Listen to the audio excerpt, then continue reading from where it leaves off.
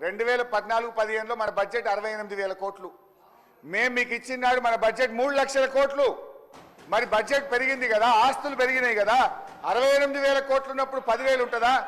నేను చెప్తాను సార్ అధ్యక్ష, 2014-15లో పవర్ సబ్సిడీ 2,400 కోట్లు కట్టాం. 15-16 4,000 కోట్లు కట్టాం. 16-17 3,675 కోట్లు. 17-18 4,000 కోట్లు.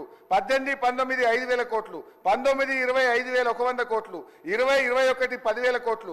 21-22 11,000 కోట్లు. 22-23 11,000 కోట్లు. 23-24 12,000 కోట్లు బడ్జెట్లో పెట్టాం. మేము చేసిన దాన్ని చెప్తుంటే ఆయన సభను తప్పుదో పట్టించే విధంగా ప్రయత్నం చేస్తుండు. We come well fully prepared.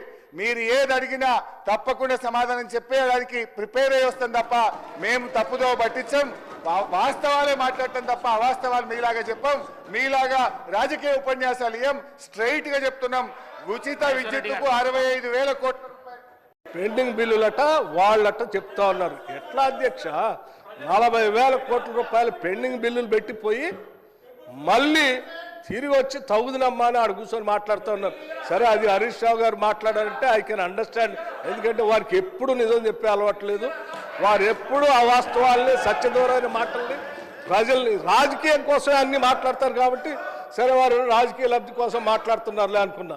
Legislative affairs మినిస్టర్గా పనిచేశారు అధ్యక్ష ప్రశాంత్ రెడ్డి గారు. వారు ఎప్పుడు అట్లా మాట్లాడరు, వారు కూడా మాట్లాడుతున్నారు.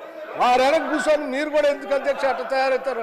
అట్లా మాట్లాడబాకండి అధ్యక్ష. ఇది వాస్తవాలు మాట్లాడుకోవాలి, ప్రజలకు వాస్తవాలు తెలియాలి. వారు అడిగారు, రైట్, 7,11,000 మేము అప్పు చేయలేదు, మీరు అబద్ధం చెప్తున్నారు, దానిపైన మేము వాస్తవాలు చెప్పాలంటే ఎస్, ఆ రోజు మేము వైట్ పేపర్ పెట్టి చూపించాం.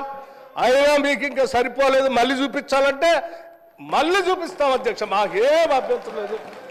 రూపాయితో సహా లెక్క కట్టి దాన్ని సభకి ప్రజలకు మాకు కూడా చెప్పాలని అనుకుంటున్నాం.